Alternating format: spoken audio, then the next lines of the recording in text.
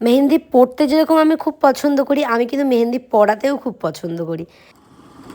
বন্ধুর বিয়ে সকালবেলা আমি সুন্দর করে ভেবেছিলাম একটু সেজে গুজে আসবো, কিন্তু আসতে পারিনি।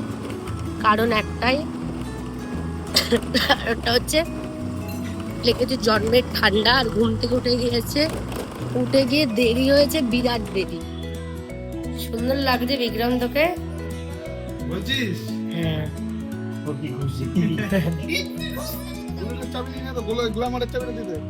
এতদিন কি করছিলি?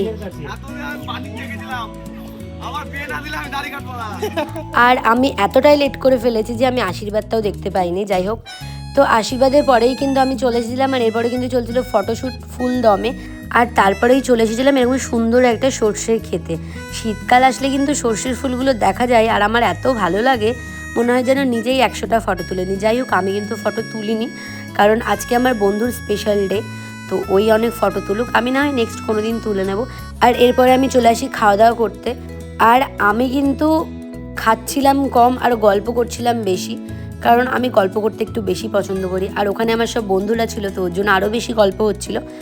আর আমি কিন্তু অনেক দিন পর এরকম বিয়েতে মজা করব বলে আমি প্রচুর প্রচুর এক্সাইটেড ছিলাম, যেহেতু বিয়ে বৌভাত দুটোই হয়ে গেছে। আর এখন আমি ব্লগগুলো আপলোড করছি, কারণ আমার ফোনে প্রচুর ব্লগ আছে যেগুলো আপলোড করিনি এখন। আমার বার্থডের ব্লগ, বিয়ের ব্লগ, বৌভাতের ব্লগ সব কিন্তু আসতে চলেছে। তোমরা কিন্তু সবসময় দেখতে থেকো।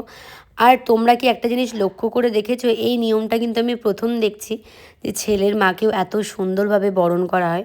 যদিও বরণ করাটাই উচিত, কারণ ছেলেটা কি করে হলো, সে মায়ের থেকেই তো হয়েছে, তাই না? তো মাকে আগে ভালো করে বরণ করে নিল, তারপর বিক্রমের বরণ হয়ে গেল। আর এদিকে কিন্তু ওরা চলে যাচ্ছিলো জল ভরতে, আর আমি বাড়ি চলে এসেছিলাম, কারণ খুব তাড়াতাড়ি আবার বিয়ের জন্য রেডি হতে হবে। আমার আবার একটু রেডি হতে একটু বেশি টাইম লাগে, যেহেতু আমাদের বাড়ির ডিস্টেন্সটাও অনেকটা। তো ওই কারণে আমি আর জল ভরতে যাইনি, আর ভিডিও সেরমভাবে বানাইনি। তবে দেখা হচ্ছে নেক্সট বিয়ের ব্লগে। বাই।